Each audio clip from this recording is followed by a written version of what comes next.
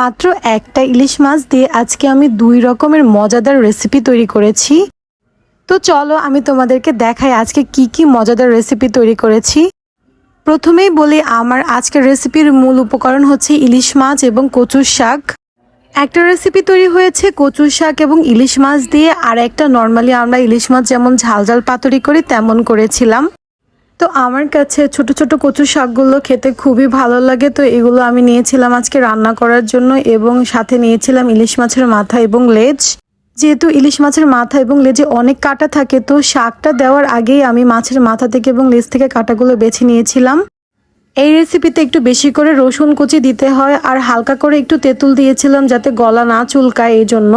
তো আমার কাছে তো বরাবরই এই কচুর রেসিপিটা খুবই ভালো লাগে, সাথে আজকে ইলিশ মাছ পাতুরিটাও খুব মজা হয়েছে। যেহেতু আমার পছন্দের রেসিপি ছিল, তো আজকের দুপুরের খাবারটা আমি খুব এনজয় করেছিলাম।